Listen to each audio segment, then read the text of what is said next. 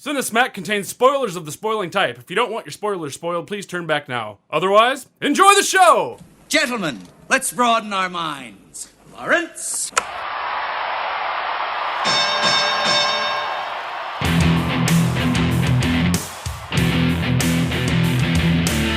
Ladies and gentlemen!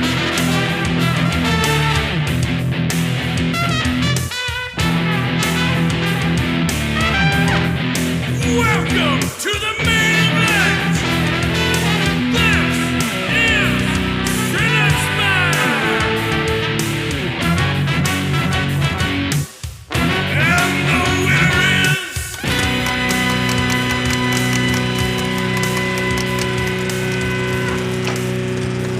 Smacketeers, and welcome to Bout 173 of Cinesmack, the podcast about films by filmmakers. I am your guest host, Andrew Zumwalt, tonight, and joining me tonight is our panel of award-winning judges. First up, we have filmmaker and owner of One Genome Short Productions, Gabriel. Relax, soap, and don't flatter yourself, Pee-wee. What's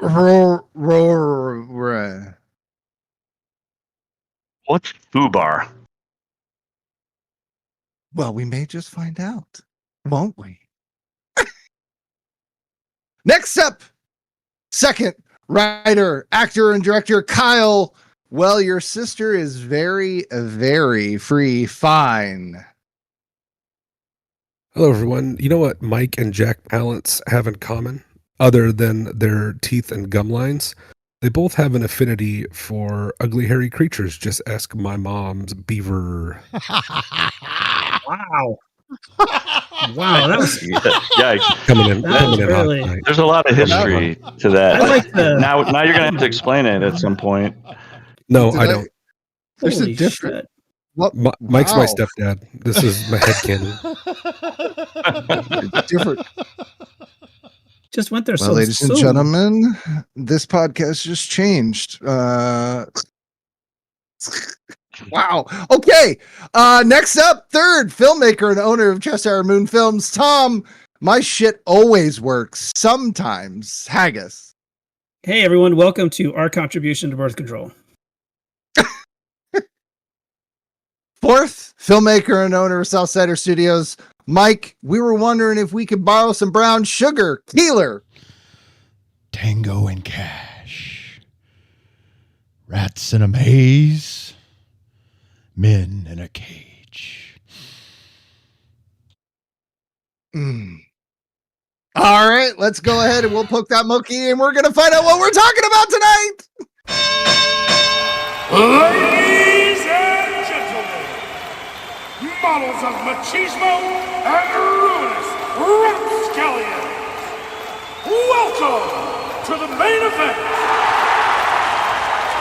Tonight, two pairs of police officers will tangle and clash to see who can cause the most mayhem against unlawful lads and who will end up FUBAR. In the first quarter from 1989, written by Randy Feldman, directed by Andrei Konchalovsky, starring Sylvester Stallone, Kurt Russell, and Terry Hatcher. Tango Cash. In the second corner from 1995, written by George Gallo and Michael Berry, directed by Michael Bay, starring Will Smith, Martin Lawrence, and Taya Leone. Bad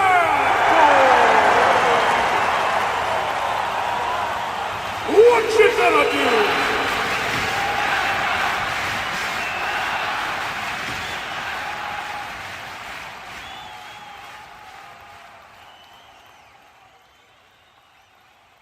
All right. Well, holy cow. I think we were talking a little bit about Tango and Cash earlier before we were getting started, and how much I have not seen this movie in a long time. And I went ahead, I watched both these movies as well, but I have forgotten how much I really enjoyed Tango and Cash and how entertaining it was.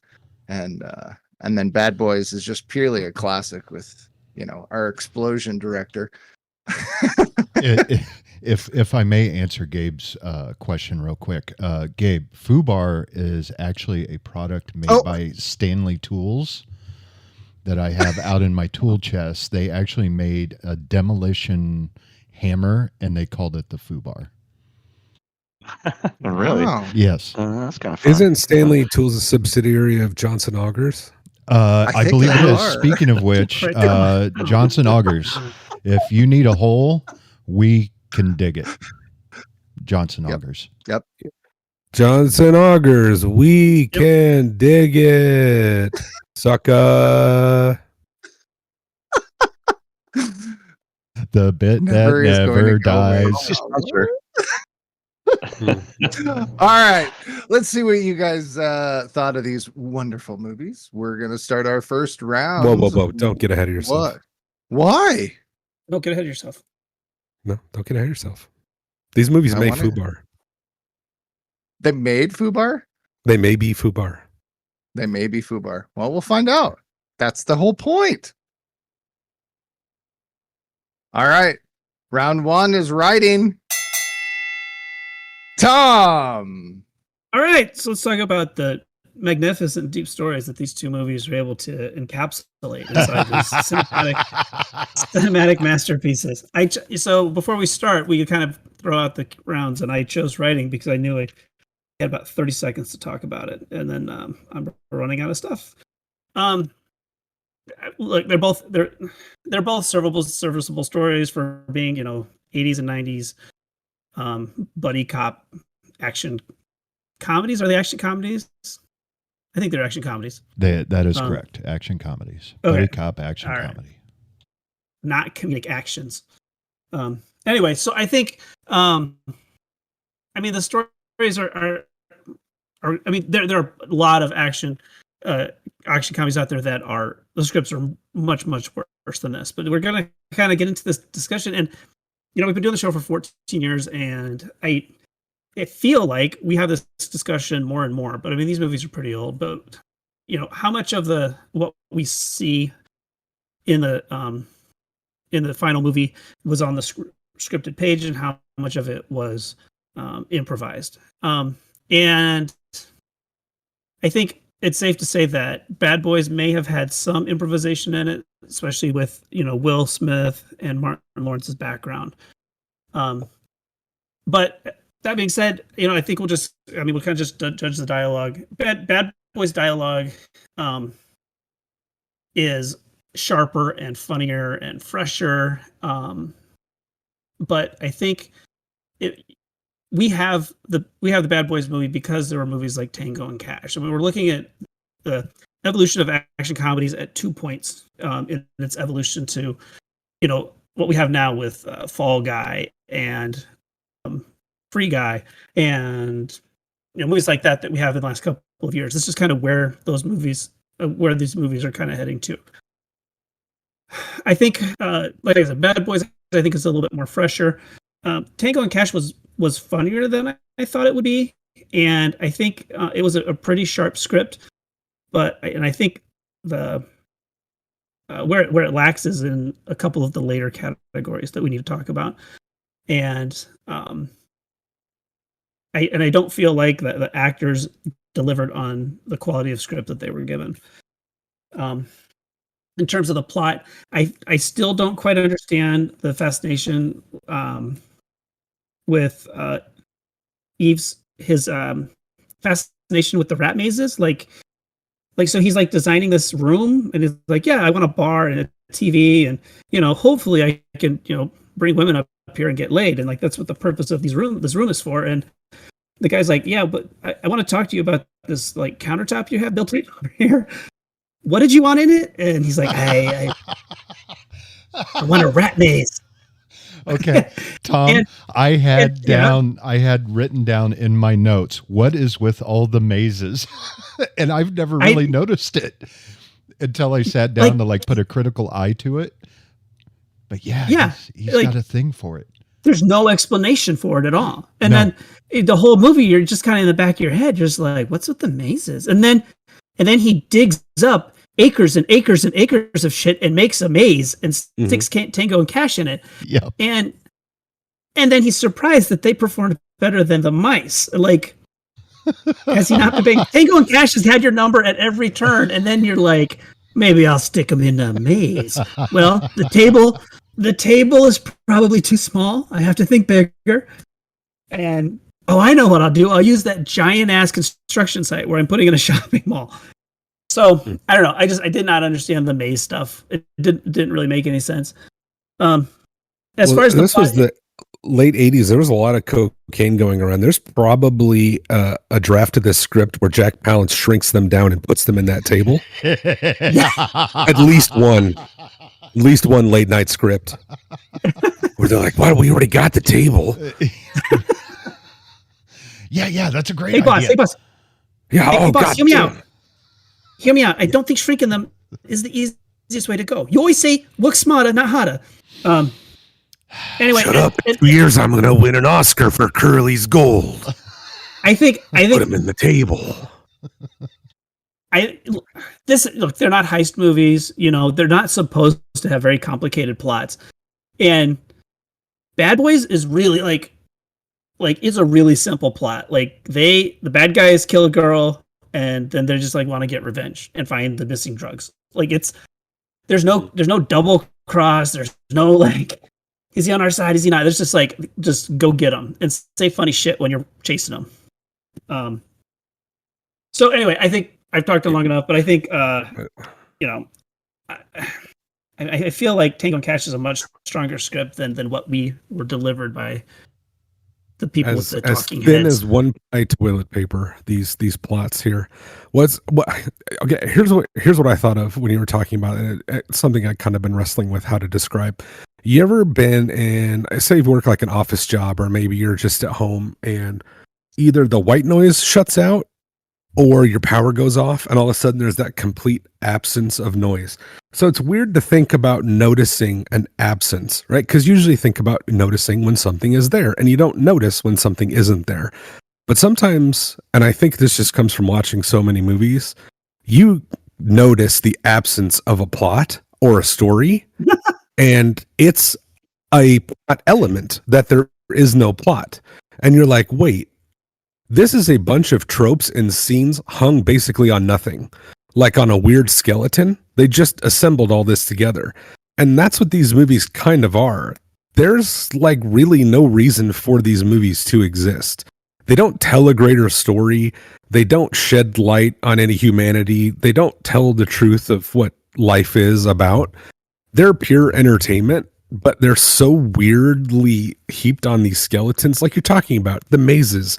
Why does Jack Palance like to make out with rats? Why does James Hong do nothing but take drags off cigarettes? And why is he the one person in these movies that's still alive? That's the crazy part. Why does Sylvester Stallone's captain look like he's wearing a fake mustache and fake hair? Like, that's weird. It's just weird. It's a bunch of weird decisions. Why is Jack Burton basically in this movie again? Why is there a shotgun boot? Like, they're just questions. They're just weird questions. It's fun, but you notice the absence of all the logic in the things, and you go like, this is just a bunch of people throwing shit at a wall and seeing what sticks, and then going, yeah, we'll just make a movie out of this. It'll be fun and stupid. People could turn their brains off. But it becomes noticeable when it's so absent. Same with Bad Boys. The villain in Bad Boys is like pure evil personified. He makes no logical decisions other than just to cause massive amounts of he makes no smart business decisions. He's a terrible businessman. You don't know what he actually does other than sell heroin that he steals from cops. You have no idea who any of these people are. His goon squad is It's like a rogues gallery from DC Comics. They're literally like every diversity hire you could, which is kind of funny at the time. But it's like a group of people. They don't like if they were a gang in the Warriors, they'd be the gang of all the people nobody else wanted in their gang. It's like one Italian guy, one half Italian guy, a Mexican who won't wear a shirt. What like it's just the weirdest group of ragtag guys, and you're like, oh yeah, this is just all who they could get off the line or whatever. Like, yeah, there's nothing to these movies. The dialogue is witty in some points. Tango and Cash is almost a superhero, super villain movie the way it's done because they're like super cops. They're cops that make the news for being such good Kyle dropped out. individual cops. Oh, he's back. And then Jack Palance, like I said, has an obsession with me. Oh, did I drop out again? You Wait, did. am I here?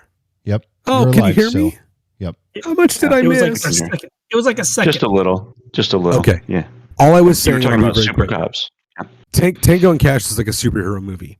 They're super cops. Jack Palance is a super villain who has henchmen who do weird things like smoke cigarettes and talking about killing them, and he's obsessed with rats and has a giant maze, and he's like Maze Man.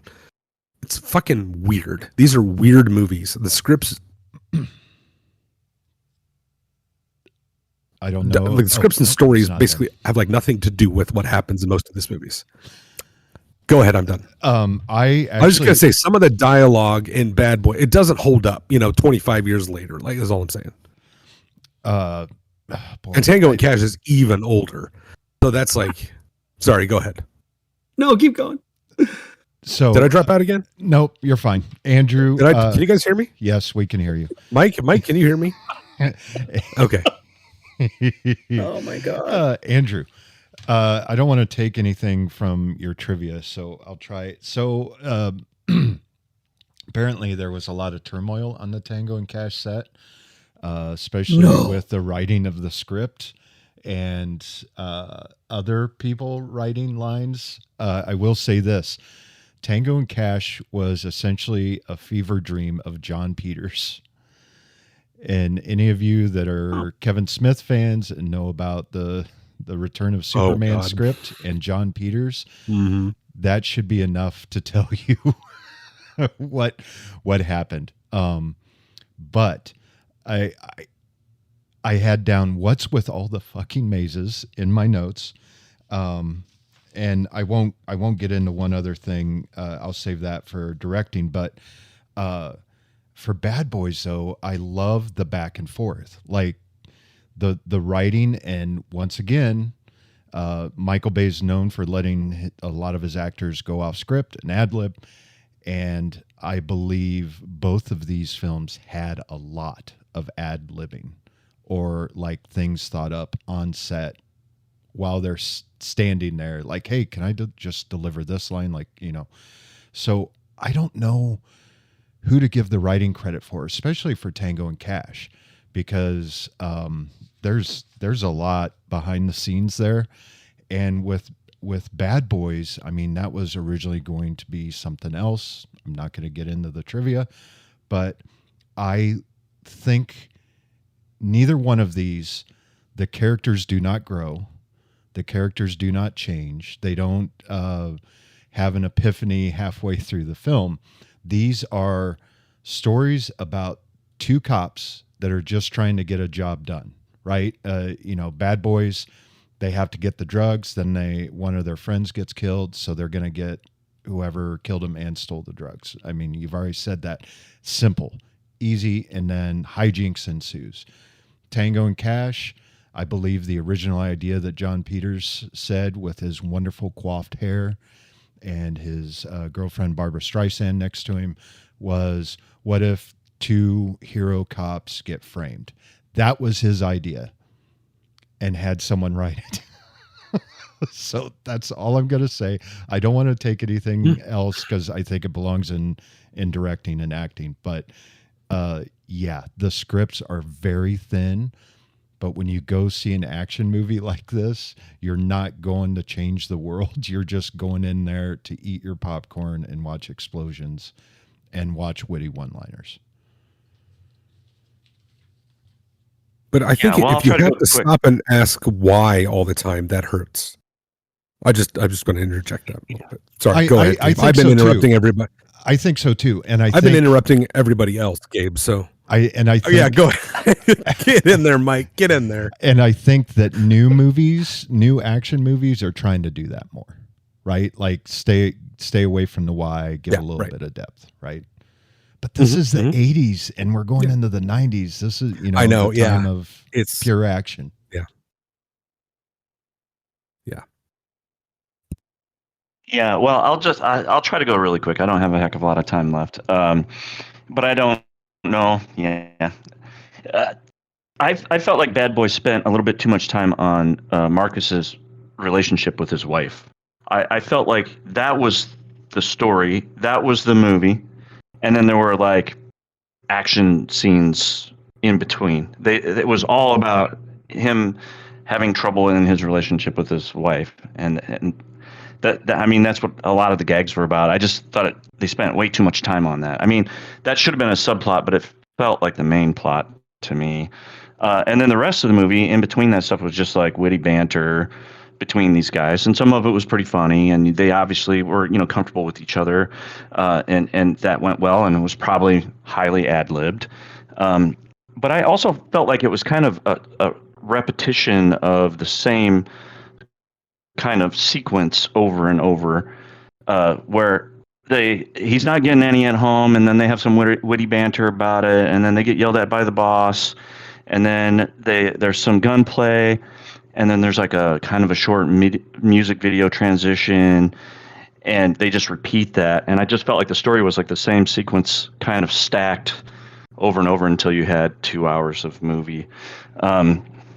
Yeah, and I think Mike was right. There's not a lot of like character arc there. They are pretty much the same from beginning to end. And then Tango and Cash. I don't think it was there was more of this banter. We should say, like you did before, that this one really this is one of the movies that kind of helped establish that kind of approach to these buddy cop movies and have this banter.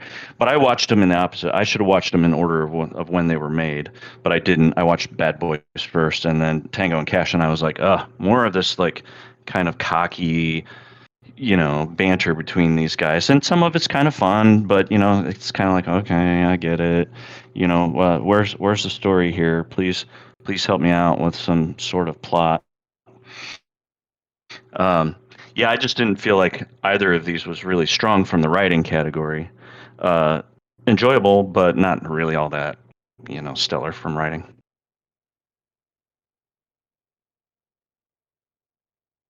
Okay. Good job, everybody. Is that it? We did it. Other... Oh, I could go on for another hour, but yeah, let's end. Okay, fair enough. Yeah, so we should probably vote on this round then. See what you guys feel like, huh? Sure. Okay. So let's start off with our lead of the group, Tom. I'm gonna go. I just feel lost in a maze trying to figure this out. I'm gonna give it to Dead End here. Dead End. I'm gonna give it to Tango Cash actually. Okay. Mike. Bad Boys. Kyle. This is hard because I think the dialogue's much better in Bad Boys, but the skeleton of the story of like maniacal madman traps super cops in cage by framing them, that's more interesting. So I'm going to give it to Tango and Cash for that weird idea of a movie. Okay. And Gabe. I forgot to mention that Tango and Cash is kind of like two movies together. So there's the whole prison break thing, and then there's the whole action cop thing too. Mm-hmm. This one's a tough one for me too. I'm going to go with Bad Boys because of I think the dialogue was a little bit better. All right. Well, so Tango and Cash. Let's see. Jeffrey Baum, who worked on the script for both for two of the Lethal Weapon films, was one of the writers who did a rewrite of the script during the movie's production.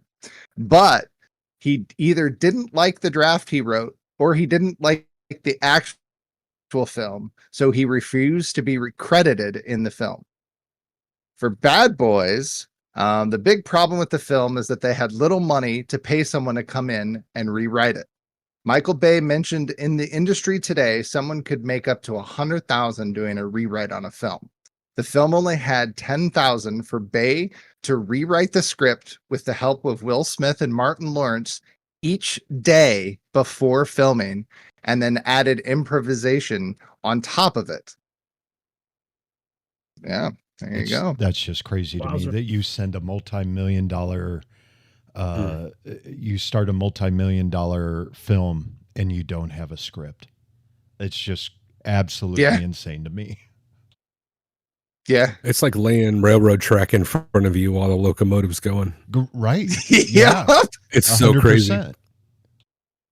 I was just thinking, we've all done film festivals and short time things, and those are very stressful. Yes. But imagine you have 400 people waiting for you, and there's $200 million into it, and you're like, we don't know what the fuck we're doing. We don't know what today's going to be like. We don't know what scenes to shoot.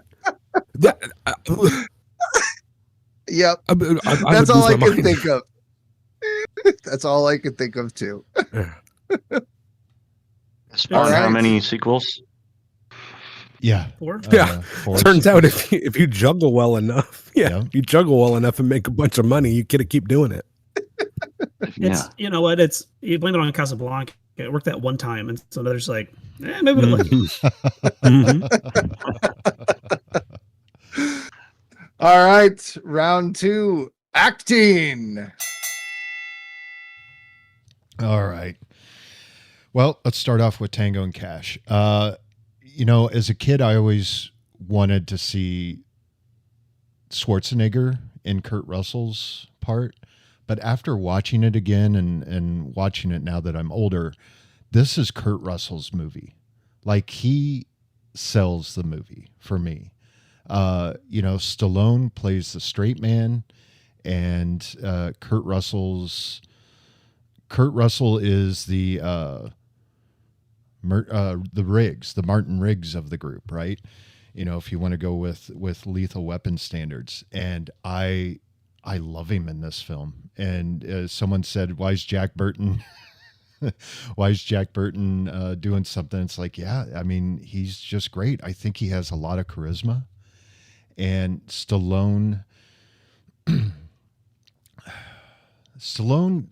really, I like a lot of his films, but the guy does have a hard time acting. He does play Rocky very well. I'll say that, but his range is not that grand of a range. We're not talking like a Gary Oldman here. But I do like him in this film. I do like the banter, as we've already discussed. Apparently Terry Hatcher was an add-on after they decided that someone else wasn't working out. And all I have to say about poor Terry Hatcher being put in this part, she does not have she doesn't have an arc at all. She's just there for eye candy, so I can say they're real and they're spectacular. I wanted to go through some of the character actors that we see in Tango and Cash. It's freaking filled with great character actors. Tom, I wanted to ask you outright. The officer that walks in and asks Tango what a margin call is when he's talking with Terry Hatcher. Did you notice who that was? I did not know that. That was Glenn Morshower. Remember, he was on 24. He was one of the Secret Service agents. Like the agent guy. Yeah, and he's also worked with Michael Bay in a lot of the Transformers films. Of course, Kyle mentioned James Hong, the man with like 900 films on his IMDb list. And he was in Big Trouble in Little China with Kurt Russell. Brian James, this is for Gabe, Blade Runner. And he was also in The Fifth Element. Edward plays British for some reason in this movie. Yeah, yes. Edward, kind of. It's supposed to be. Edward. Oh, Bunker. I think Andrew's got. I mean, I swear to God, I thought the first thing was he's Australian, and then I was like, wait, Yeah. is he British? I don't understand what he's a doing. really bad Cockney accent. Edward. Yeah, that was bad. Edward I thought the same Bunker, thing. who looked to Kyle like he had a fake mustache and fake hair, he is actually Mr. Blue in Reservoir Dogs.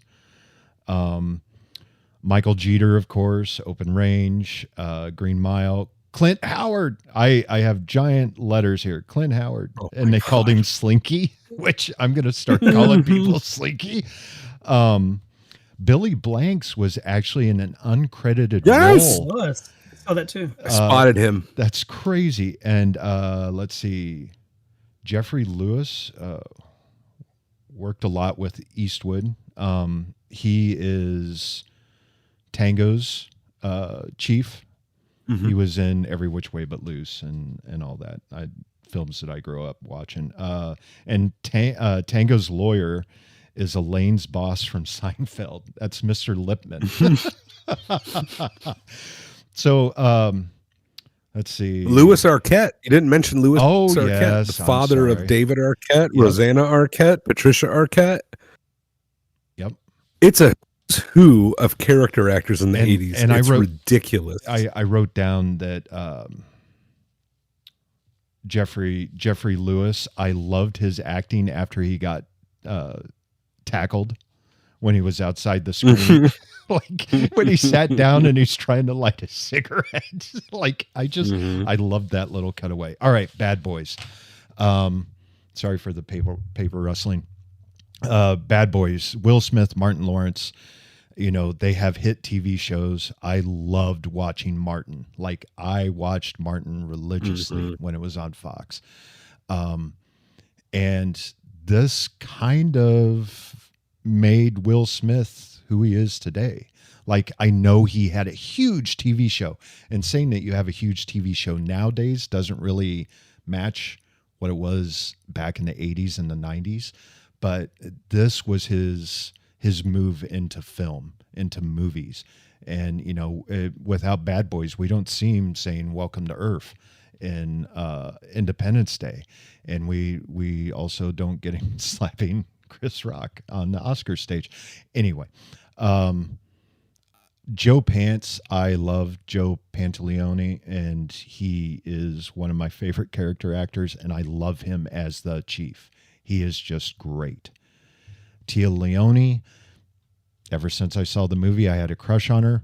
That doesn't really mean anything for acting, but I like the fact that I should have put this in the writing category, but I like the fact that she tries to do stuff. She is not just there.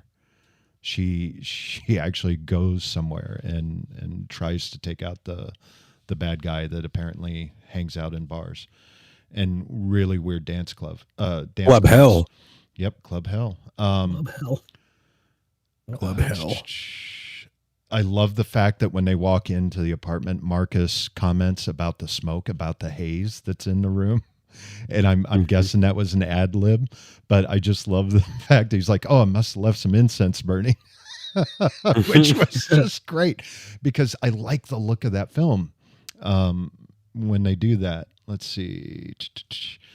The gymnasium scene, which was all ad lib by him too, when he's like trying to work out and everything while Mike is in talking with his lady friend. The line, I was getting them all in before you showed up. Yeah. Made me laugh out loud. And also like apparently he was a Golden Gloves boxer. Martin Lawrence was. So him messing Joey around Pants? on that speed. Oh, Martin Lawrence? Yeah, Martin Lawrence messing around on the speed bag in the gym was just him kind of saying, well, I don't want to get slow anymore. And in real life, you know, he was a Golden Gloves boxer. But Joe Pants, holy crap, he makes the movie for me. I love that guy. And Marg Helgenberger's in it, which she's not in it a lot, and she's just kind of a pain in the butt. But then she goes on. Kyle, was she on CSI Vegas or was she CSI Miami? She was the original CSI Vegas. Okay, gotcha. All right. Yes, she was one of the more like straight-laced less Gus Grissom. She was like the foil to Gus Grissom, you know, Okay. like a little bit. And I love She's got a David Bowie haircut in this movie. She where does. She's like in between a pixie cut and like shoulder length hair. It's funny. She does.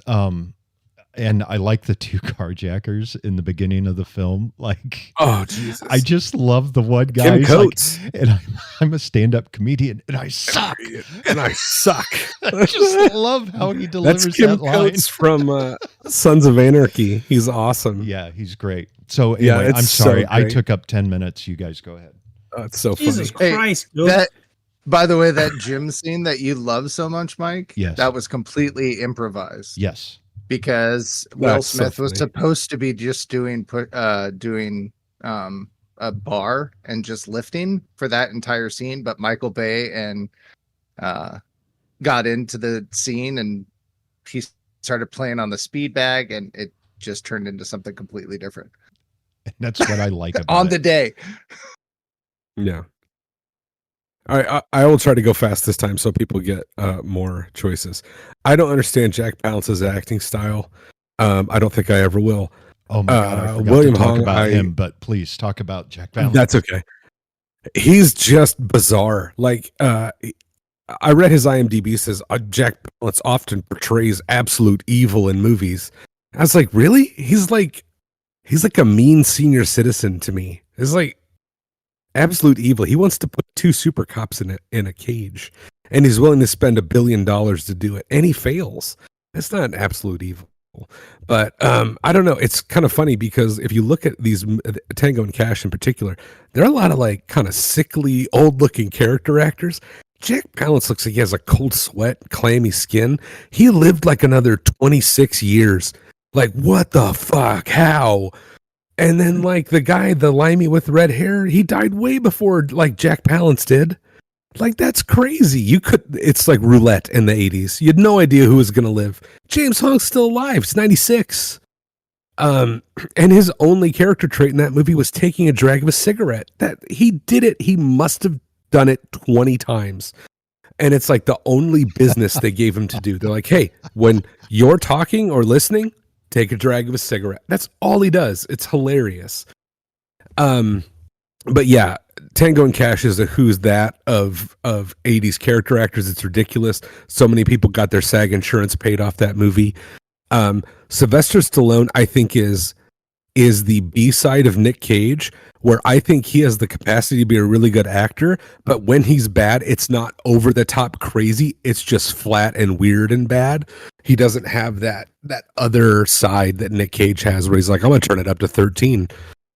His decisions in some of his movies to play like a wry straight man in a comedy, that's really weird. Because he ends up kind of doing it in Demolition Man as an action star. John Spartan is more like Cash to some. He's like a combination of the two characters, but he is kind of dry and matter of fact, and he doesn't understand all this newfangled world. He's more grounded and straight. He's not like comedic. But yeah, Kurt Russell is hilarious. And I think we talked about Jack Burton as well. It's a very Jack Burton-like role. He also, I think, wears lipstick or drag in both movies. And I know this is probably a thing for overall, but I just want to give credit. Tango and Cash is less homophobic than Bad Boys, which is a movie like made 10 years later. I thought it was so crazy. Yeah, I said talk about acting. Terry Hatcher they're like, you're beautiful, you're a dancer, you have very little to do, be gorgeous. She nailed it. Jack Palance, whatever he was trying to do, they thought he nailed it.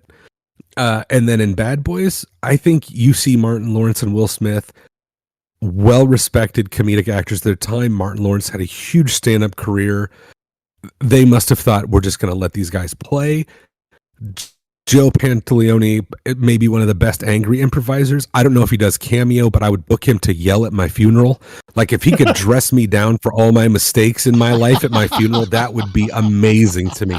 Talk about what a piece of shit I was and lazy and how I was fucking up everything. I think he's the best at that.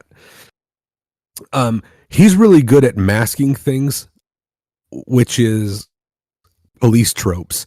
Sometimes when people do police tropes, it's very obvious. It was very obvious in Tango and Cash. Sometimes he'd say, I can get you 24 hours with no press. Why? How? Okay, that's one of those things where you ask why. If you can get me 24 hours without press, how come you couldn't keep me out of jail?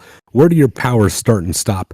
But Joey Pants is like exasperated and calling in every favor he has, and I think he does that part so much better. One of my favorite acting lines of his is at the end when he knows he's screwed, and he's like rubbing his forehead and he's calling. He was like, I'm calling in every favor. I need air support, I need vans, I need guns. I just don't know where I need them. And I thought that was a great performance because he's like desperate to try to help them. But he's like, look, I don't know what I'm doing. I just need you to work with me here. I thought that was like, the tone was perfect. One of the things I hate in movies is the wife of a longtime cop who constantly busts a guy's balls for being a cop. That is such an over trope, and I hate it. It causes artificial tension. I dislike it. And it's a real bummer in these movies. But I do think the family stuff adds a little bit. And I kind of forgot about the whole role switching thing for a while and I didn't realize how flimsy it was and how Téa Leoni had basically figured it out, but she doesn't put a finger on it till the end. But I thought she was pretty good. I think she makes some dumb mistakes.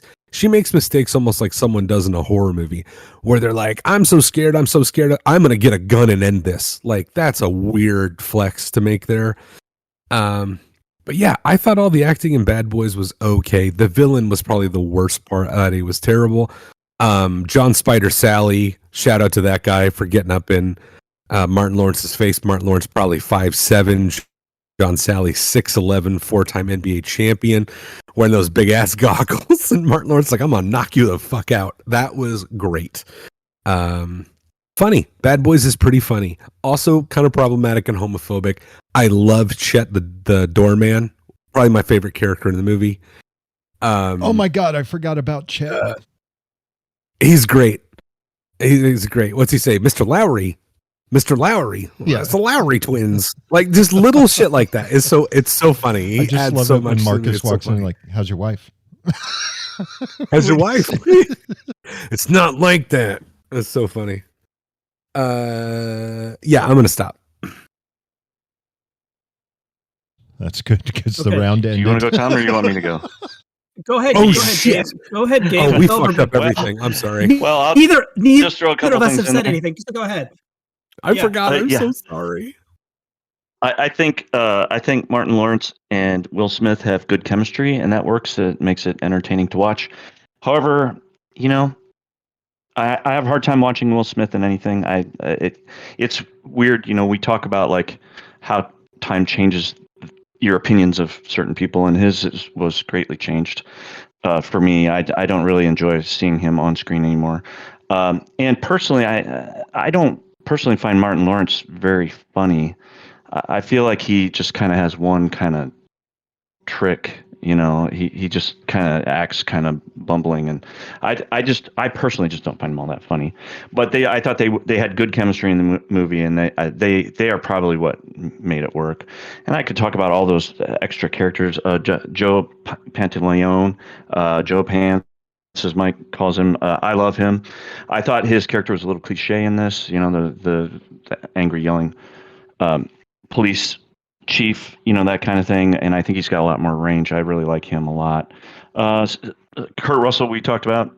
Loved Kurt Russell. But I was a little surprised, and I think you kind of hinted at it by saying that Stallone was a straight man and Kurt was I would have cast them the opposite in a way. But I loved Kurt Russell in that. He's really good. I'm trying to keep it short. So, Tom, do you have anything else you want to add?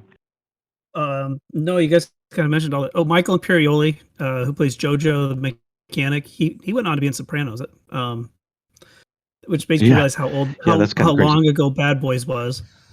I'm going to tell you right now, with the exception of Rocky, and it's a pretty questionable exception. I don't think Sylvester Stallone's a great actor. He's not very good. No. And I was really excited because obviously I'd never seen Tango Cash before we did this. And so I'm watching it, and his very first line when he's chasing down the truck And he's like, drop dead. Uh-huh. Drop dead. I've been on this for 3 months. All right, I'm going in. Like, why'd you say all right? Like, what? Like, it didn't make any sense. Like, he's just like reading it off the page, and Stallone's horrible. And And what was it? judging from your silence that you agree with me.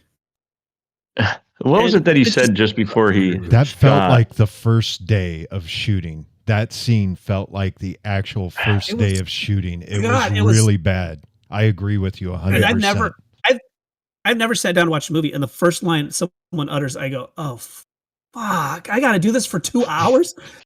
And it's just, it crushed my spirit at that point, and I was not looking forward to finishing it. But it got better as it went on once Kurt Russell showed up. So, and then we forgot to mention Robert Zadar of Samurai Cop fame. Yeah. Oh my God! I have to finish. Shut the fuck up. And so you just look that guy up. My son pointed out that both of them were in Guardians too. So I just okay, just vote already. You should look that guy up. He had an interesting life. He was an interesting dude. He was in a yeah. I was kind of curious about him, so I started looking him up, and he was a pretty interesting guy. He had a band that opened up for some big bands, and I don't remember who they said they opened up for, but he has a jawline that goes for crazy. Days. That's a medical condition. Genetic. Gave him like that. Yeah, genetic. Yeah. And then at some point he's like, he broke my leg, my arm, my jaw, and Kurt Russell's like, you broke that jaw? Yeah. Oh, I should also mention Johnson Augers. Oh yeah, we drill for the thrill. No spill, guaranteed. Okay, so this just happened to be a month where I crossed paths with a lot of people and suggested our podcast to them. I want to apologize. This was a bad month to jump into this.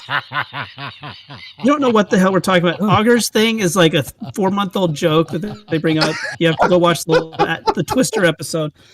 And there's just a whole lot of weird shit going on.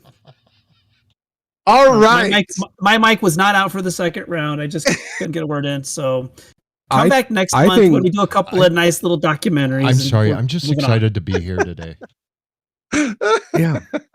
I think this is a great month to have new people because Johnson Augers were releasing the new Earthfucker 9000. And that's our strongest drill we've ever made.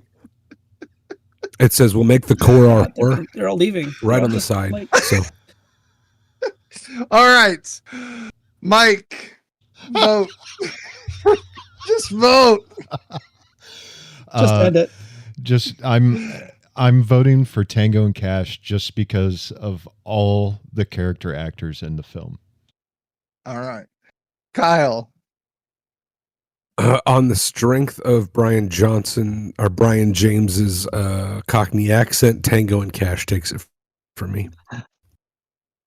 Okay. Gabe. I'm going to go with Bad Boys because of Will Smith and Martin Lawrence's chemistry. Okay. And Tom. And I'm going to go with Bad Boys because John Sally is the only player to win 3 championships with 3 different teams. Fair enough. Damn straight. Good. I got that in. You did. All right, so Kyle and Mike, I think you were the ones that brought this up, so here you go. When Brian James was originally hired to play Requiem, it was a very small role with only 2 lines. And an effort to give the character something that would make him actually stand out, he decided to speak in a horrible Cockney accent. Sylvester Stallone thought it was amazing, and he rewrote the script to give Requiem a much bigger role. So there you go. And we always talk about the alternate universes. This is the one that I thought was the most interesting in the world. Patrick Swayze was originally cast to play Cash in Tango and Cash, but he dropped out to star in Roadhouse. But after Roadhouse was done and was completed, he dropped out again because he wanted to go film Ghost because he had hurt his knee during the filming of Roadhouse. So they opened up casting, and these are the people that they had actually audition. Michael Benn, Pierce Brosnan, Kevin Costner, Harrison Ford, Richard Gere, Mel Gibson, Don Johnson, Michael Keaton, Ray Liotta, Liam Neeson, Michael Nuri, Gary Oldman, Robert Patrick, Bill Paxton, Ron Perlman, Dennis Quaid, Gary Sinise, Tom Cruise, Bruce Willis, and James Woods. Oh my to God, be able to play are Cash. you kidding me? What Nope. the fuck? You should put them all in one You're gonna movie. There's like a theme here of the twistedness of these two movies and how well or didn't well they started off with. So, Bad Boys, Not gonna lie, I would go see a movie called Cruise Woods. 100%. Oh, 100%. I'll buy your popcorn for you. Yeah, I actually think Ray Liotta might have been the best choice out of all of those. Yeah, I think Ray Liotta would have been a pretty good Kurt Russell analog. sure. For Bad Boys, originally the two leads were going to be Eddie Murphy and Wesley Snipes. Oh, Yeah, don't forget the original cast. yeah. The script was written for two other actors. yeah. Come on, we have to say it. If we say it stays. Say it. The Just stays say it. alive. John Lovitz and Dana Carvey. Yeah. And it was actually and it wasn't called Bad Yeah. Boys. It was I can't remember. Oh shit. I can't remember the name of the script. No. Yeah. Let's pretend it was going to be called Bad Boys. Oh, okay. The story is that David Milch lost a bunch of money on a trip taking people down to watch his racehorses perform, and his racehorses lost a bunch of money. And to get everybody back home, he wrote the script for Bad Boys with the idea of John Lovitz and Dana Carvey and sold it that way. There you go. He later Taleona. go on to write Deadwood, one of the best TV shows ever written, which is hilarious. Taleona was accidentally knocked out by Martin Lawrence's stunt double. She recalled, quote, "I ended up in the hospital at one point. It was the AK-47 under the jaw that got me. I wasn't on proper mark when the stunt guy hit me with it. My legs went over my head and I landed flat on my back. I didn't have much memory at that point. The director, Michael Bay, freaked out. I started to cry because I'd never thought that the chill of Hollywood would be so close in my face," unquote. Yeah, that would suck. All right. Get knocked out by AK-47. Yeah. I wish I was a little better at Photoshop because I would totally put Carvey and Lovitz on the poster for this week. And James Woods and Tom Cruise. Oh God. But I just do not have the energy for this one. All right. Round 3. Kyle directing. We're going to go super fast. Everybody else is going to get a huge chunk of time here. All right. Michael Bay would have more money for rewriting if he didn't shoot 150,000 shots per movie. Also, whatever he's paying the slave labor for editing to make a cut every 2.5 seconds, could probably do away with that. He does awesome explosions. Really good at chase scenes. We had to get the circular around them slow motion shot. That's always cool. I think he did a really good job with the action stuff. Some of the set pieces are a little crowded. The club hell is kind of a nightmare to keep track of where everything's going. The urinal fight, I forgot how gross that was, but it's pretty brutal and he just does spectacle very well. The hangar explosion was great. The car race at the end was great, although I think it's very stupid. Let him go through, come around. You've got to have helicopters. There's better ways to do this. Also, that guy is absolutely jelly when he hits that wall. He's going 90 in a car with no seat. I mean, his body may be intact, but all of his bones and organs are gone. Then he gets out and they shoot him and kill him anyway. So, Michael Bay's style is kind of a love-hate. If you can get into it, it's all right. It's so choppy. It's so hard to follow sometimes what's going on. There are cuts for cuts' sake. But he does have some very cool action shots, and he shoots some things in very inventive and kinetic and entertaining ways. The other director, who I don't even remember for Tango and Cash, seemed to have like zero control of what was happening in the movie for most of the time and just let the actors and big personalities carry everything through. Sometimes that works. I think mostly with Kurt Russell, that works okay. Sylvester Stallone goes from being terrible to kind of being serviceable, putting the parts together where he's talking about his sister and some all this. I kind of buy his like more grounded thing. But him being big, calling Rambo a pussy, using a tiny gun, wearing whatever that suit was, talking about having a bunch of money but getting margin called right at the beginning of the movie. I've been in finance for 15 years and I know that's not good. That means you don't have any money and now you have to owe people because you've borrowed too much. So they never touched on that again, about how he's probably fucking broke and wearing rented suits and shit. They never touch on that again. But the prison stuff was kind of fun, but very silly. It made no logical sense at all, but it was cool action scenes.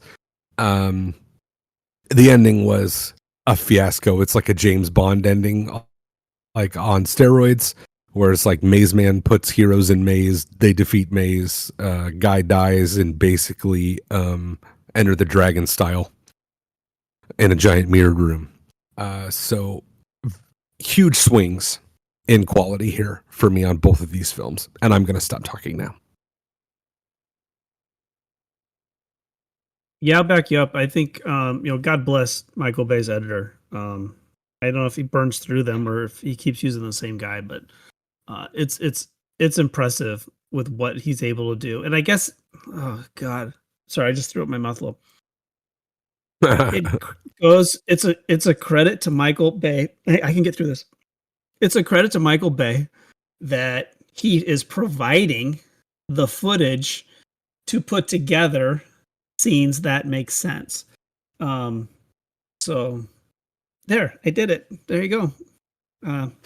And yeah, so you have to get it in the can if you're going to use it in the movie. And the fact that he's able to get that much coverage is pretty impressive with the action scenes that he's doing. I don't understand why Julie drives into the ether at the end. I assume it's just to make a cool explosion. Like what was, I don't know, like get in the car and drive away, but she like drives the car into the ether and makes a bigger disaster mess. And that doesn't make any sense to me at all whatsoever. Kudos to the production. I bet the production designers like just creamed themselves when they were like, and they go to a club called Club Hell, and they were just like, oh, get costume in here. This is going to be so much fun. And what else was I going to say? Oh, the beginning of Tango and Cash. So they're sitting there and they got the truck. The truck's full of cocaine. Is that what it was in there? Yeah. Yeah. Like I believe there's a part of it that is full of cocaine. Okay, so there's a tanker truck full of cocaine in the middle. Can we agree? It was in the middle of nowhere. Yes. And there's all these cops around, and suddenly a limousine drives by. Yes. What this limousine is on a 2-lane road in the middle of fucking nowhere, and there's a truck full of cocaine. There might be a connection there, Detective Tango. One thing that I love from 80s movies, I know some of you guys don't like the Wilhelm scream, and this is the Wilhelm scream of my generation, and it's grocery carts full of aluminum cans. Yes, Tom. It's loud and it's big, and I bet it's really cheap, and it's colorful. So I think smashing into grocery carts full of that is pretty awesome. And then the last thing I don't know why, but I had a strong suspicion that lady was gonna be Sylvester Stallone in drag, and he was gonna like put out a gun and stop and help Tango. I don't know why, because it was so out of place. I was like, this has to be like a setup for something. Nope, it wasn't. Just a raggedy old woman with a can shopping for cart full of cans.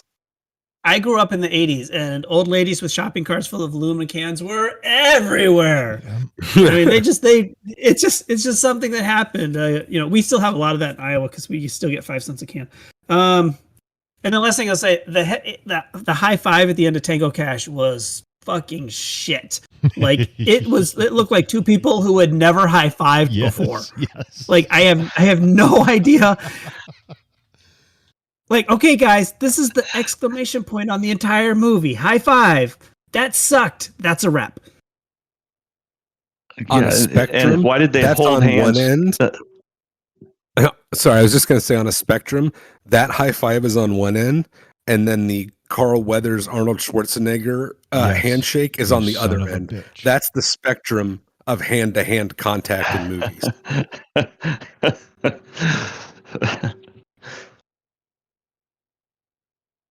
Yeah. So I guess I'll say a few words, and then we need to let Mike weigh in here. This is important. This is an important round for Mike. Um, yeah. So I thought Bad Boys was beautifully shot. It's a really beautiful looking movie. Some great cinematography in it, and I wanted to add. Hopefully, this isn't Andrew's trivia, but I wanted to add that the cinematographer Howard Atherton actually was a cameraman on Monty Python and the Holy Grail. So it sounds Oh, that's awesome. different ends of the spectrum there. That's awesome. I thought, oh, that's really interesting. Yeah, he also did some work on Alien, and yeah. So, but I give a lot of credit to the cinematographer because he would have to put up with Michael Bay and all those shots that he'd have to get and all those setups and that kind of thing, and it was all very, very beautiful.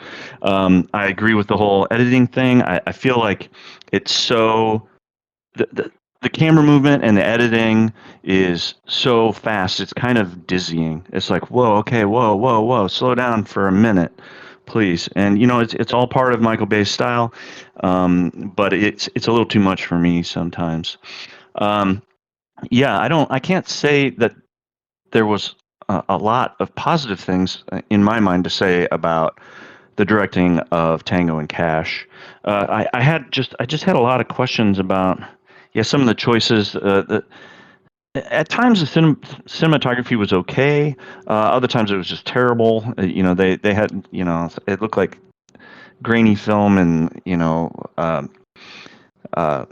low light situations and that kind of thing. It just didn't. It wasn't consistently good, and I don't think there were a lot of good choices as far as like editing, and putting together the story structure. I wouldn't give high scores for the directing of Tango and Cash. So I don't know. I think Mike needs his turn. Thanks, Gabe. I don't want to take trivia away from Andrew, but do you have anything on the director of Tango and Cash, Andrew? A little bit. Okay, I won't touch it then.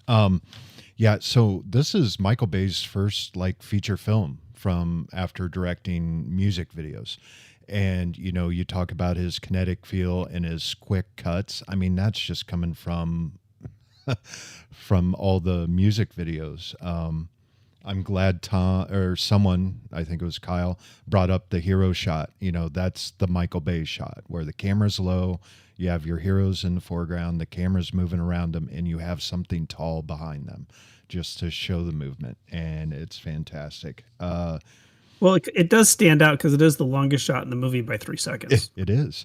Got him. I really liked what the second unit. I don't know if it was the second unit, but the shots of the city just to establish, hey, this is Miami. That's Michael Bay's car that Will Smith is driving in. By the way, that's his Porsche. I wrote down great insert shots. One thing I always like about Bay's movies is he shows, when they were breaking in and the camera dollies into the lock. Other people just say, "Oh, just get it on the wide. You can show them doing the lock." That's like, nope. Let's show that they're moving towards the lock. Yeah, I don't have too much else to say except this started my love affair with Michael Bay's directing and maybe just Michael Bay in general. Tango and Cash, boy, I wrote down that this is the best video game adaptation movie without having a video game. You have a big baddie that is in an airplane hangar, a converted airplane hangar with heavy equipment, monster trucks, trucks with rocket sleds on them. It's absolutely insane. It's like going through the old 80s video games. Like in trying to rescue the girl in the video game. But directing, there wasn't a lot of the direction that stood out for me in Tango and Cash, except I loved the cinematography of the jailbreak. I like the use of the big lights, backlighting the rain. And I just thought those shots were really well done. And I really enjoyed that part of the film. So I mean, then the mirror shots. I put down the mirror shots were pretty great. But other than that, like, yeah, I know a lot of the trivia about it because I'm just a trivia nerd when it comes to films. So I don't want to take anything from Andrew. But Michael Bay definitely has a kinetic directing style, and it shows. And that's why his action scenes are always on a higher level.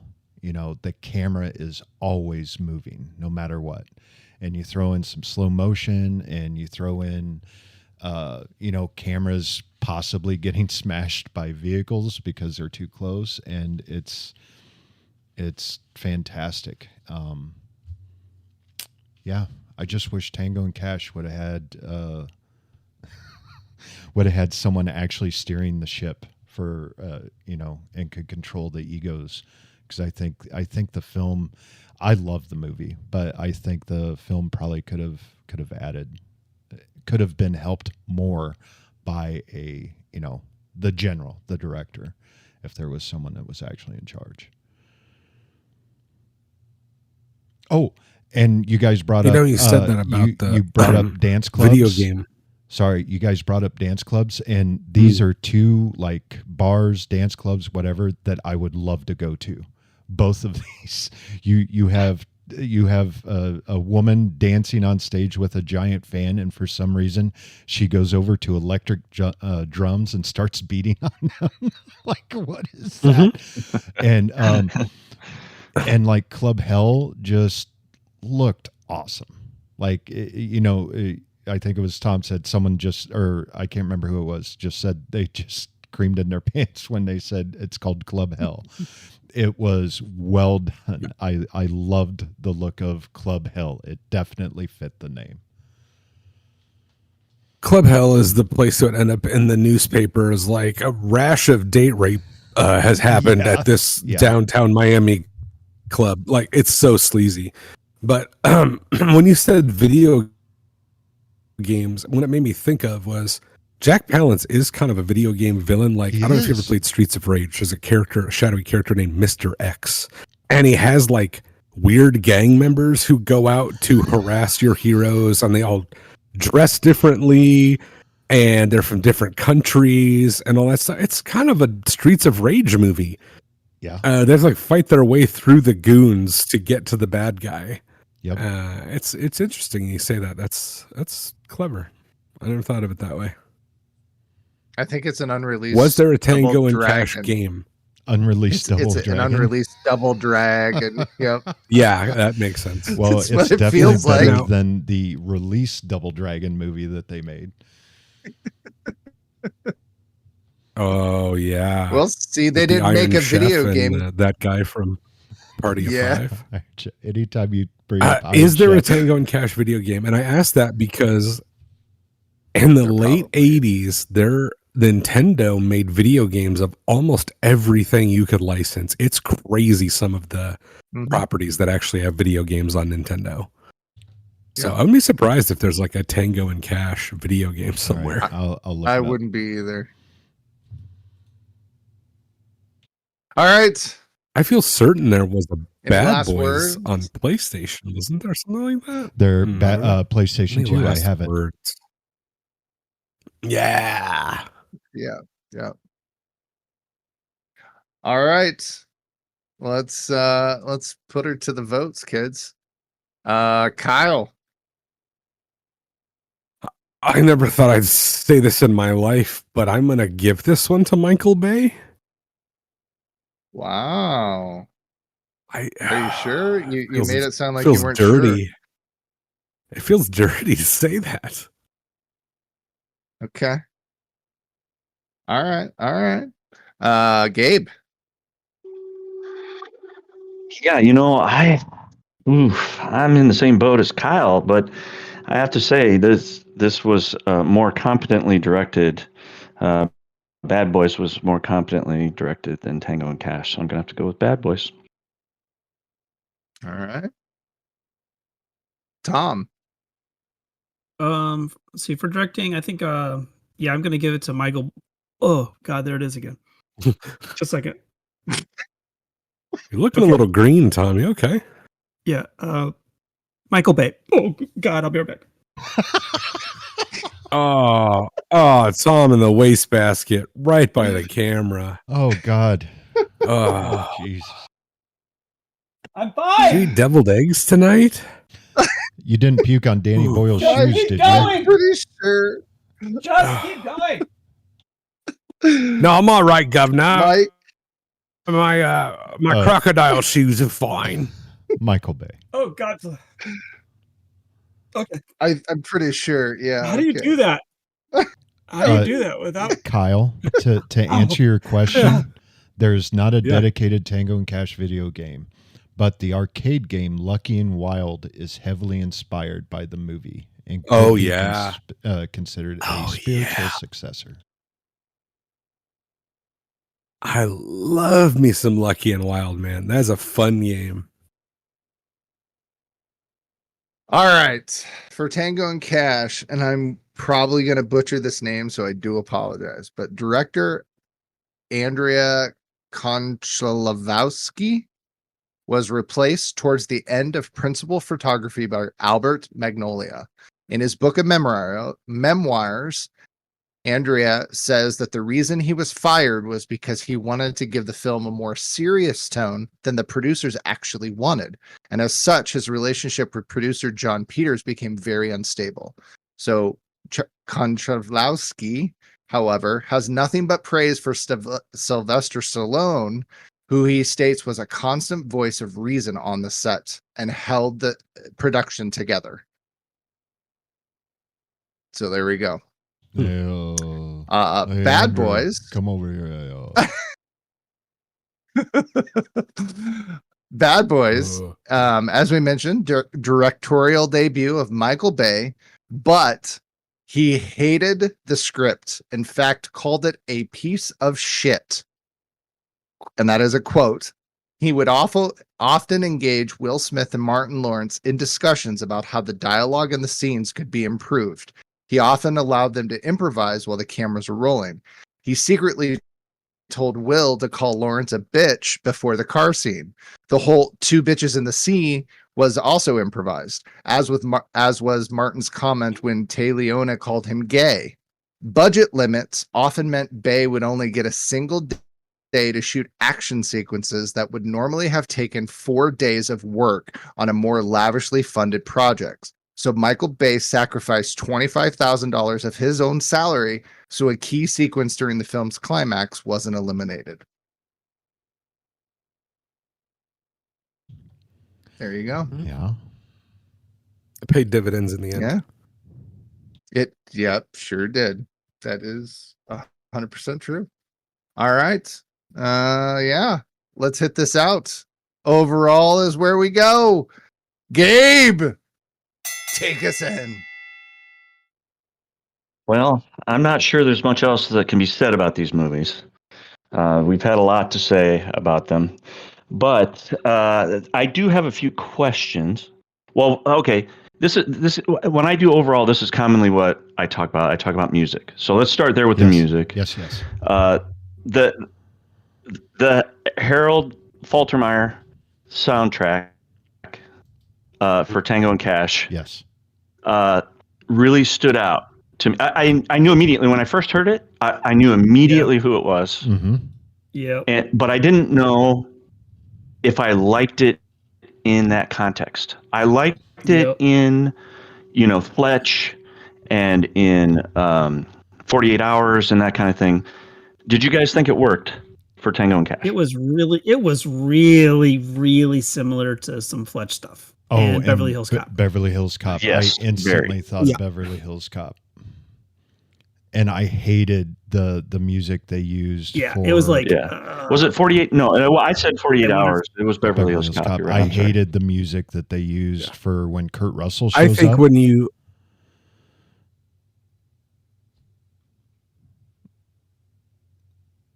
I'm it's not sure. very weird. Remember I think hearing specifically, Harold but Faltermeyer to do this Scorch here movie is like big Slipknot. It's going to work for some things, but when it doesn't work, it's going to be super obvious, and it's always going to sound exactly like the person you hired. Like, he doesn't have other things really he can shift into. He just sounds like Harold Faltermeyer. Yes. Like, when you watch Cop Out, I think is the worst example of him because his score actually ends up sounding like an unfinished temp score. It does. And you're like, did they forget to put music in this movie and just put a bunch of weird beeps and boops? No, they paid Harold Faltermeyer to score this film. It's weird. No. But the music is strange in Tango and Cash. It doesn't fit it all the time. It does not. In Bad Boys, it is so of an era. It is such a like nostalgic, because I probably watched this movie 20 times. But like when you hear Juke Joint Jezebel in Club Hell, and you hear, I forgot that they sing Bad Boys so poorly. Yes. Like they almost make a joke of it. I remember them being like into it, but no, it's like a joke to them. Yep. It is like when they do it. And then the opening theme song is like, oh my God, we're in the late 90s. Holy shit, here we go. Oh man, I absolutely love the opening theme, like the Bad Boys theme is what it's called. And then the I love the essentially opening credits, right? Showing the city skyline. I love that score part. Like, it is fantastic. And you already hit on KMFD. I felt like the music Bad Boys or Bad Boys was like a soundtrack. Whoa, what the fuck just happened? I was just gonna say, What? I think that what's happening? What am I missing? You and Gabe you guys are all starting to talk at exactly the same time. All right, everybody, one at a time. Perfect. Holy shit. Give me 1 sec. Give me 1 sec to get this out. I think Bad Boys may set a record for the least amount of a single song played in a movie. They played Tupac's Me Against the World, I think, for 2.5 seconds. When he walks into the house, like, you hear Tupac's Me Against the World, and I mean, it's literally 4 words and like 3 bars, and then they fade it out. It's like, what? Why did you do that? It's a very strange decision. Yeah, it was like the editing of the movie. It was it's like Michael Bay's like, it's been going on too long. Cut the song. It's too expensive. Yeah, that's all we can afford. Song 20 minutes. Yeah, Got it. Yeah, and I thought that it was like they were trying to build a soundtrack. Yeah, definitely trying to build a soundtrack. Yeah, for sure. Is this in the? How many times have you been like, is this in the movie? Like, yeah, it's in there technically. Yeah. Briefly. Okay, I have a couple other questions. Unless you guys have some other stuff you want to talk about the music. No. Why is there so much glass in bad guys' places? Like everything in Tango and Cash in the bad guys' lair was glass. Like everything was glass. Well, it's fancy, Gabe. And it's like, I mean, glass is here we are. used We're just to denote fancy. Yeah. There's a story that goes around about someone in the Apprentice cast visiting Trump's apartment, and everything is gold. He has a gold toilet. It's like gold everything. Okay. And glass in the 80s was like, this is what rich people do. Rich people just put glass everywhere. Right. And also, if you know you're in an action, I figured it was glass just for the always fight comes in scenes. handy. Yeah, because it looks great when it breaks. Yeah. Uh-huh. Yeah. Although I think the glass work in Tango and Cash is bad because he spider webs the safety glass a couple times with his gun, and then when they fly out, the glass is pristine. Also, it always breaks into like weirdly defined lines. It's like bad glass work. Oh, and don't in forget, the ether truck. Doesn't ether make people go unconscious? I What? had that in my Yes. notes. Who parks an ether truck Not outside when it's a on nightclub? fire. Yes. Yeah. Why would you park a giant truck full of... Also, wouldn't that guy be unconscious? If you can smell ether, they used to use ether to put people to sleep. How can you get in a car and everybody's like, I smell ether? It should be cut to Before them all surgery. asleep inside the car. Before surgeries.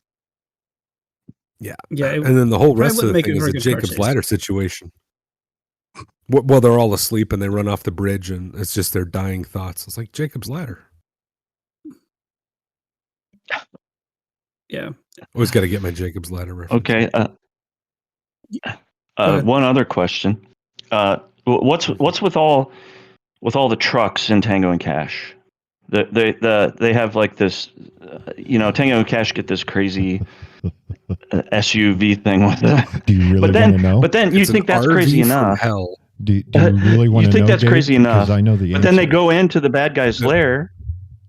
Well, yeah, you can tell me. But then they go into the bad guy's lair, and he has a whole bunch of trucks with machine guns mounted on them. He's got a monster truck. Mm-hmm. He's got all that construction stuff. They did mention that there had been a lot of construction there, but it's like, where are people getting all these trucks with machine guns mounted on them? So tell me, Mike, as you probably Andrew know. pointed out that Andre was fired and that he didn't get along with the producers. That's because John Peters, once again with his beautifully coiffed hair,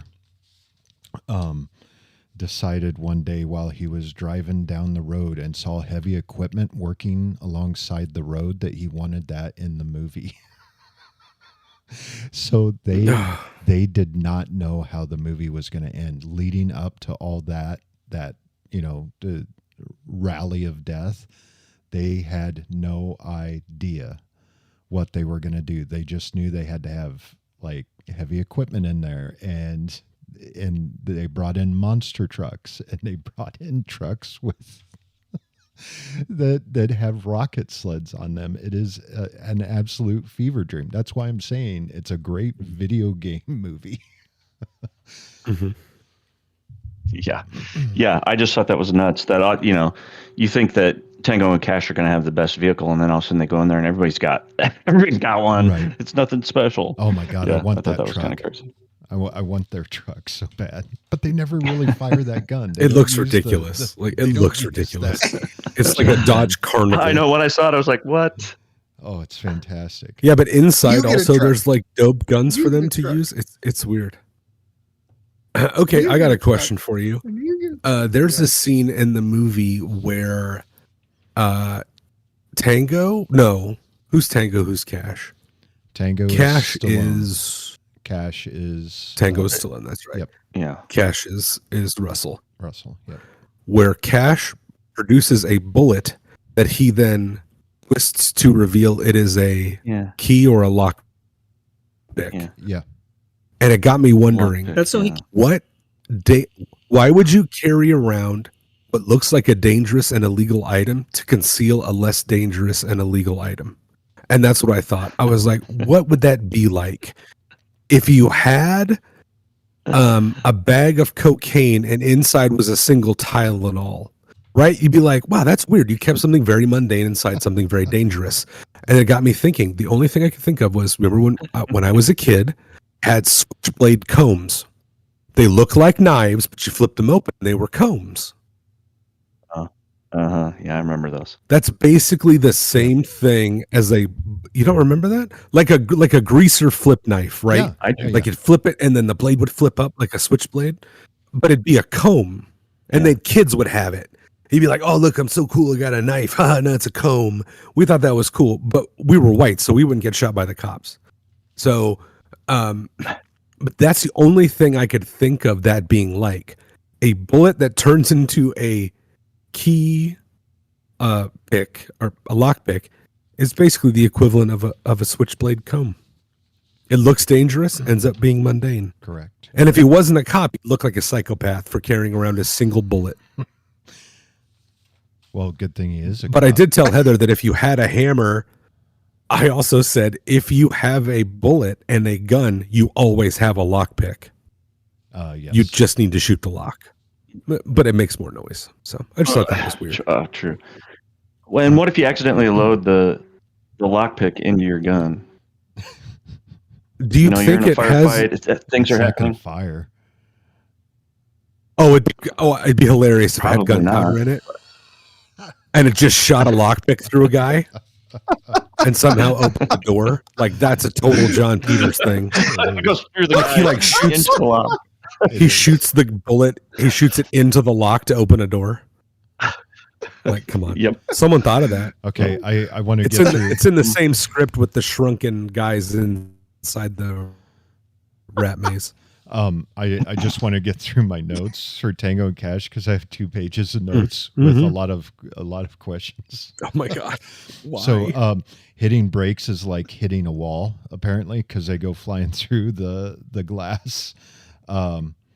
And one thing I always wondered, why did he change his bullets? He had a fully loaded gun. He emptied it and he put in all new rounds. Yes. When he shoots. So I don't know. Was it a different type of It round? might have been a different type of round, is what I'm thinking. I wrote down broken ankles, Kurt Russell, when he jumps out the window. But apparently, he actually did tear a ligament in his leg doing that stunt. Like, he didn't actually jump from that 2-story window, but when he jumped down, he actually tore something in his leg. That guy stole Marty McFly's truck.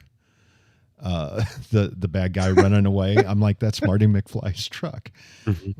Boobs. I have in big letters an exclamation point. Boobs. Then Boobs? Yeah. Gratuitous boobage. Yep. Laser on top of Kurt Russell's gun adds at least 10 pounds. Oh my god! It looked like he was about to clock a fastball. Like it looked like a radar gun. Gabe, I was going to ask you, the meetup building where they're both, looking for the limey. I think that's the same building from the Blade Runner. I think from Blade Runner. Yeah. Is that what's the name of that building? It's a very famous. It used to be a hotel in L.A. I know what it is. One of my buddies actually went there and took photos of it just for me. Nice. And it looks pretty much the same. Just not as dramatically lit at most times. Yep. And that's it. I think it's interesting there too, because Brian James was in Blade Runner. I don't know if he appears in that building in Blade Runner, but anyway. The Fig. I also put down the Fig. Yeah, whatever. Yeah, I think that is it. I don't know. No, the building. That's from Bradbury. Chat. The Brad. Yeah, that's from Chat. Bradbury. Hotel. Yeah, I think it's a Bradbury. I also put down butts. Had to show off some butts. How did Tango get to the fans? Guy butts. Yeah, guy butts. Someone should fix their electric grid. I mean, that's very dangerous. Oh, yeah, Jesus Christ. Yeah. And they have great zooming on. I was telling 80s. Heather, I was like, no, people are pretty conductive. Yeah. They have great zooming for 80s video calls, like when Jack Palance is talking to the other two via the video call and James Hong is smoking his 10 cigarettes. I noticed that too. Like it zoomed into both of them. I'm like, let's see. The police lab is like a Bond film. Why is the camera even moving? The police lab is like a Bond film, and you just broke out of prison and you go to the police lab. That multiple times they go to police or government buildings and they don't wear hats. No hats, no sunglasses. This is Cop 101. That stunt double is definitely not Sly. When the garage blows up. Oh my God. There's a lot of that. Boobs. James Hong's too. When Yes. James Hong gets shot, that dude looks nothing like James Hong. I also have boobs again because we see boobs. I wrote down that cassette tape that he's holding when he gets it from what's his name, Green Mile guy. I'm like, holy crap! I had a shit ton of those cassette tapes. Michael Jeter. What's that? Michael still do. Jeter. Yep, Derek Jeter. I want that truck. That's Derek Jeter's brother. Yep. Let's see. What's up with yeah, what's up with all the mazes was on there. Oh, the self-destruct, guys. We got to talk about this guy has a talking self-destruct to his compound. The joke too. Either this clock works backwards or someone just pushed a button or something like that. Yeah. Like this is a great time to make a joke. For 11 minutes? Like what? like 11 and a half minutes or something? I love the fact, absolutely love the fact that they are not paying attention at all while he's monologuing. Like they're talking to each other while he's monologuing. They just do not give a shit. And I thought that was great. And I wrote down, I want Tango and Cash too. But I don't think we'll ever see it. So for you might get it. So that scene it'll have to be like it'll have to be their kids. Oh God. Yeah. When they were doing the kneecaps on 3, I had just seen the Naked Gun, the new Naked Gun. Yes. And I immediately thought the funniest joke here is they both reach for it. One of them misses and the other one shoots Terry Hatcher. Yes. Yes. I'd be like, that's a great joke. Jack Palance is just there alive. There's a broken mirror and a dead Terry Hatcher. Be like, oh shit. And allegedly, just so you guys know, Megan Fox is in the Club Hell scene. And that's all I got. Oh. Those are all. Well, if I were up in that that special suite, I probably would have seen her. Because they could see everybody from up there. They recognized the people in this huge crowd immediately. Yep. Yeah. Mm-hmm. Yeah. So if I'd been up there, maybe I would have seen her. Yeah. I feel like every female lead in Michael Bay's movies since this have just been kind of like another version of Téa Leoni. Like she is. Yeah. Like Megan Fox just feels like a little bit like more modern version, and Michael Bay definitely has a type when it comes to the girls he puts in his movies. Oh my God, I forgot to bring up. And the last thing I want to say. Go ahead, Tom. What? Go ahead. I was gonna say, what can't be denied is how influential Bad Boys was on the direction of action comedies at that point. It's. Mm-hmm. It's rare that we get a movie where you can go back and pinpoint when a whole nother offshoot of a type of movie and a style of direction took off, and it just kind of caught the zeitgeist. Pulp Fiction with like multi-storyline movies, and and Bad Boys. As much as it kills me to say this, is one of those movies. It's one of those touchstones where it just went off, and we got to see things that we never even imagined, and I know a lot of credit goes to it. I was just going to say that you forgot your boarding pass explosion. I absolutely love it. That's the one thing I wanted to bring up is when Martin Short shoots it and the guy comes flying out the other side. The sound design Martin Short. Martin Short. Yeah, Martin Short's in the movie. Martin Lawrence. Martin Short is a different movie. Wow, that's a weird cutaway where they brought him in for that one shot. It was really weird. I'm like, that is okay. I'll buy it. But yeah, when he goes flying out, the sound design of that when he's flying through the air is fantastic. Absolutely fantastic. There, I'm done. I'm spent. All right. Are we ready to make this happen? Yes, please. Let's go. Let's wrap it up. Let's go. Let's do it. We'll start off. Gabe, overall. Well, I'm going to have to go with Bad Boys. Wow.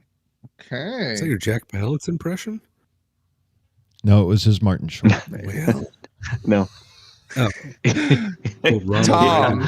Yeah. I mean, it's the better movie. What you gonna do? Bad Boys. Bad Boys. Okay. Really? Mike. All right. There it is. I got rim shot. I got rim shot. God, let's go. Let's wrap this up. I'm gonna Mike, go with I don't Bad even have Boys. to ask. Probably, but yeah, okay. And Kyle. Oh, can I make this a sweep for Bad Boys? That feels bad, boys.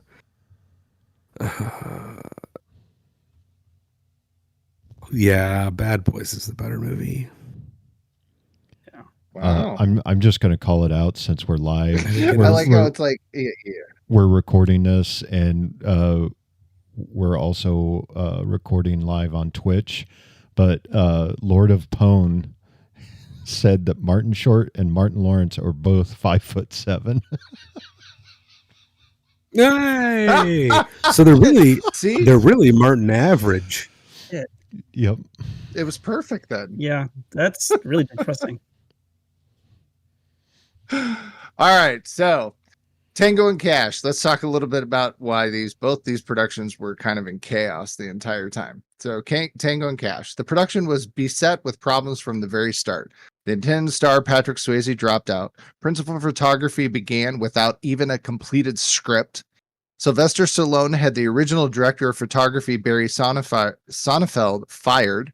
Then John Peters fired Andrea Konchaklowski. The film ultimately went $20 million over budget in the 80s. $20 million over budget, and had to be completely re-edited by Stuart Bard prior to the release. Holy crap. Well, kudos to Bad him. Boy. Kudos to him and his like, team. They made a movie out no shit. of We it. got anything out of it. Yeah. That's like $100 million sale. I know. It's insane. Bad Boys. Michael Bay mentions in the commentary a fight he had with Will Smith near the end of production. It was one of those last shots of the movie where Bay wanted Smith to say, "Hey man, I love you," to Martin Lawrence. He felt it would show Smith's character's softer side.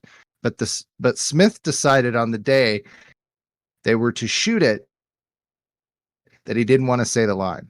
Bay remembers the argument lasted an hour and a half. Tay Leone and Lawrence both joining in at some point.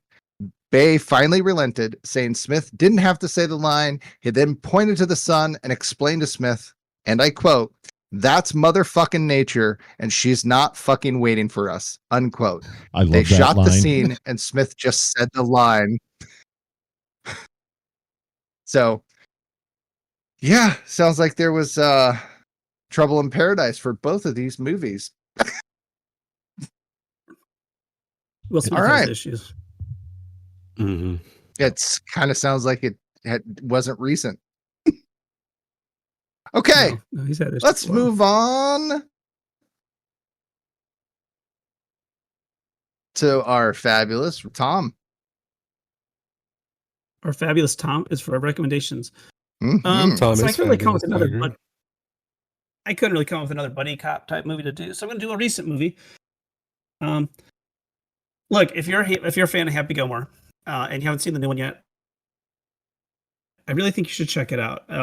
Is it a spectacular Citizen Kane of golf? No, not at all. But it does a lot of fan service. I kind of looked at it the same way I looked at Force Awakens. I was like, yeah, there's a lot of derivative stuff in here, but it's really fun.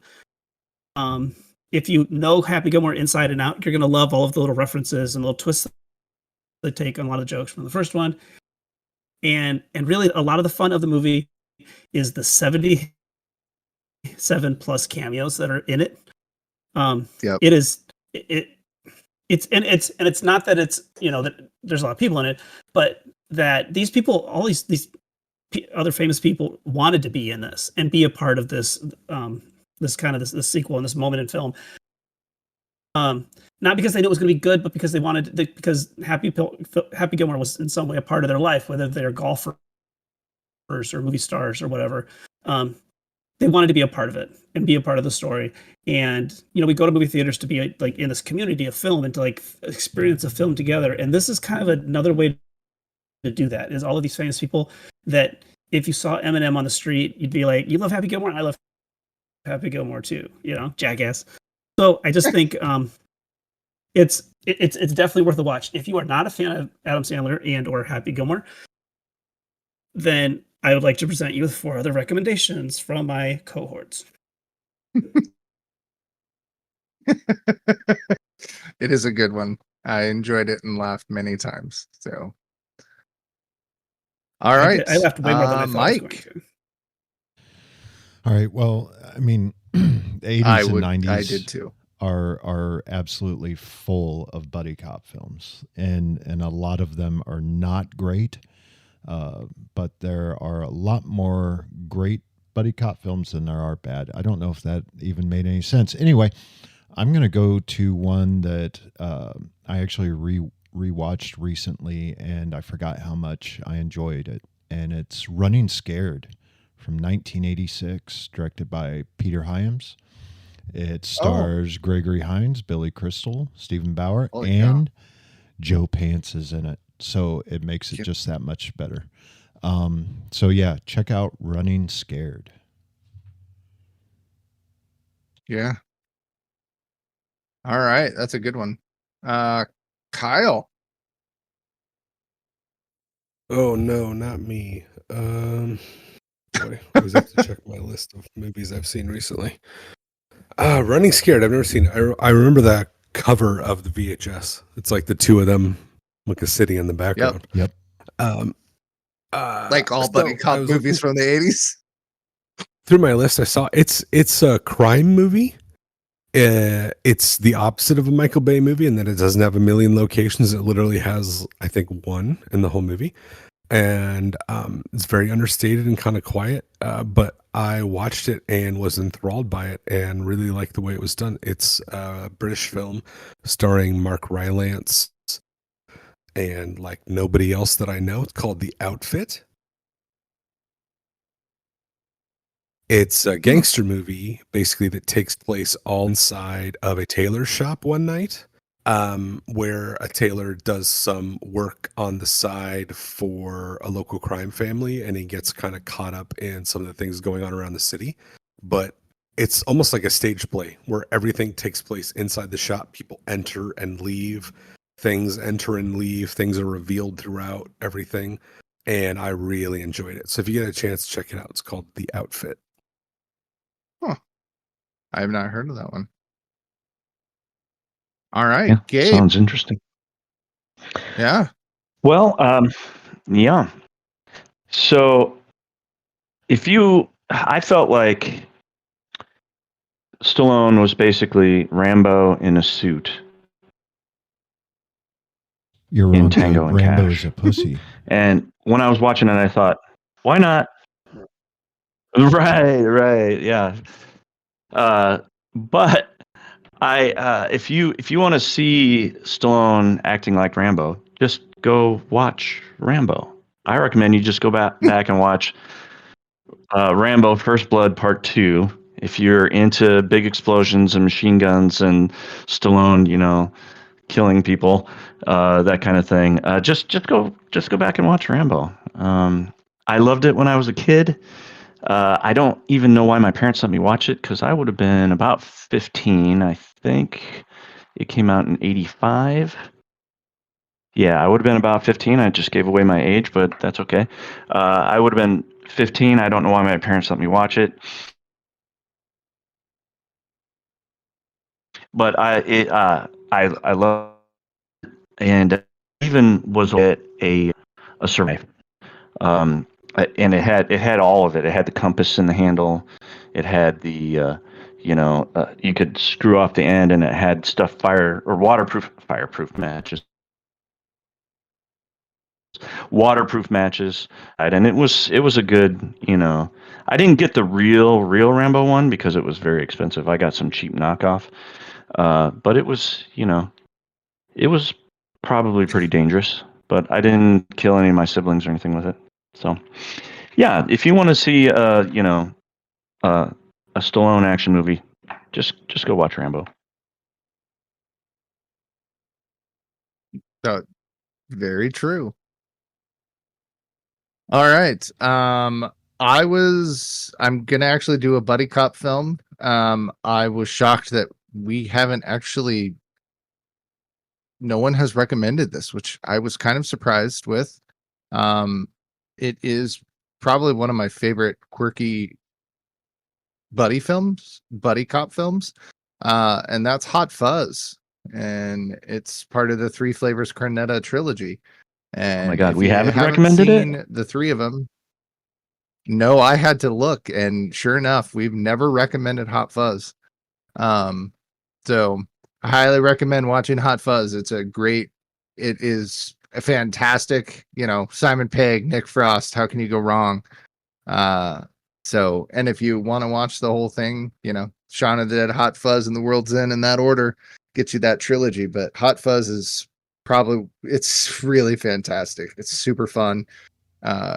So Hot Fuzz. Are you telling me you've never seen my Bad Boys recommendation. 2?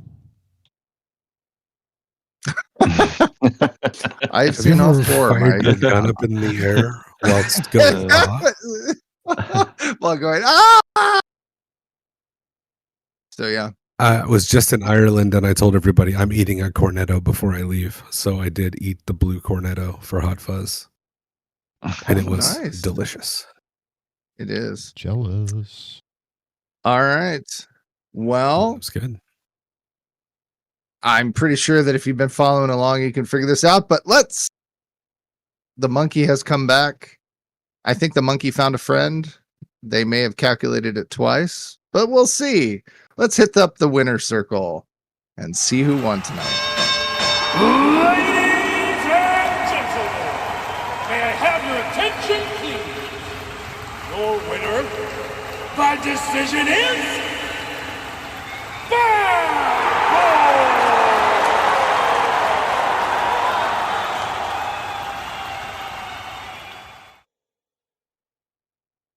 What you gonna do? Yep, What you gonna do when they come for you? Too bad to come for you. With a 12-4 sweep there. Yep, that was pretty much it right there. All right. Well, please leave us a review on whatever podcasting service you use. It helps us reach new listeners. And if you like us, tell your friends. If you hate us, tell your enemies. You can contact us at cinesmack@gmail.com. Follow us on Twitter and Facebook, or search Cinesmack. If you want to listen to an unedited version of the show, you can catch us live on Twitch whenever we record an episode, like you're doing right now. And we also have a YouTube channel where you can watch the recorded Twitch videos and also listen to the podcasts. So, yeah, that's pretty exciting. In September, we peer into the lives of some of our beloved actors from our childhood with Still, a Michael J. Fox movie, versus Superman, the Christopher Reeve story. So, for Gabe, Kyle, Tom, Mike, and myself, thanks for listening, and go catch a flick. This episode was FUBAR. Big time. Oh! What did I say? Did you hear what I said? I heard what I said because I was standing there when I said it. This has been a test of the Southsider Studios podcast system. This was only a test. If this were a true lack of entertainment, your head would explode. Go to iTunes and subscribe to our feed. Just search Southsider Studios.